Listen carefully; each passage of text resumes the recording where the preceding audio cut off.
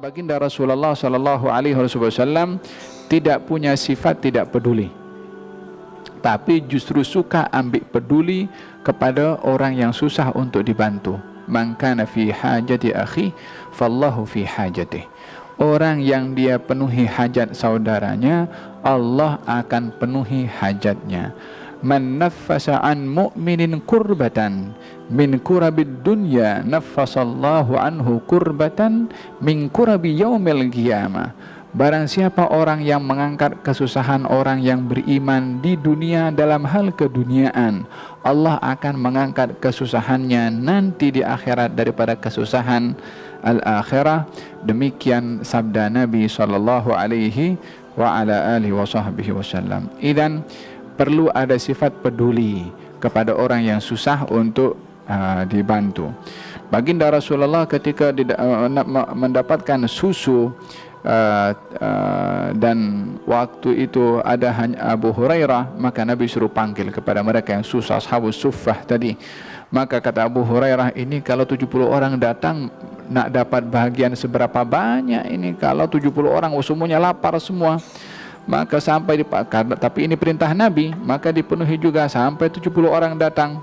Maka baginda Rasulullah suruh Abu Hurairah kau tuangkan kepada masing-masing itu. Pula Abu Hurairah disuruh disuruh tuangkan. Kan boleh untuk bagi sesuatu bergilir macam tu. Tak, Nabi suruh Abu Hurairah untuk tuangkan 70 orang. Walihada kita ini digalakkan bila mana ingin memberi duit kepada orang, sedekah kepada orang, baik itu zakat ataupun yang lain. Coba datang pergi tempat orang yang susah itu, supaya kita belajar kalau kita bagi duit melalui orang, dibagi kepada orang lain, kita tak nampak susahnya orang itu. Tapi kalau kita datang ke rumahnya, tengok macam mana rumahnya, tengok macam mana keluarganya, tengok macam mana perabot di rumahnya, tengok bagaimana keadaan, baru kita tahu ya, tak seberapa pemberian yang kita beri setelah kita tengok keadaan orang yang susah itu yang kita beri.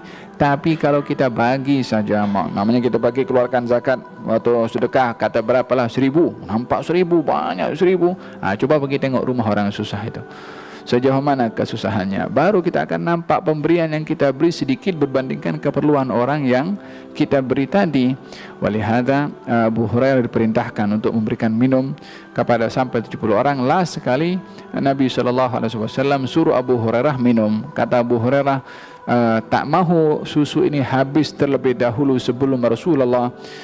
Maka Abu Hurairah pun menyerahkan kepada Nabi, engkau dulu wahai Rasulullah. Kata Nabi, sagil gom akhiruhum syurban, yakni aku yang orang yang menuang tu yang last kali minum, yakni awalnya itu susu milik Nabi SAW. Maka diperintahkan Abu Hurairah untuk minum, tapi Abu Hurairah minumnya sikit karena khawatir habis. Nabi tak dapat bagian, diminum sikit diberikan kepada Abu Hurairah. Maka Nabi SAW mengatakan kepada Abu Hurairah, minum lagi wahai Abu Hurairah. Diminum lagi oleh Abu Hurairah sampai berkali-kali.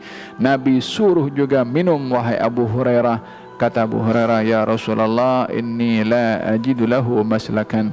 Dah tak ada ruang nak masuk, dah full dah sampai sini dah, kata Abu Hurairah kepada Nabi SAW. Barulah sekali diminum oleh Nabi.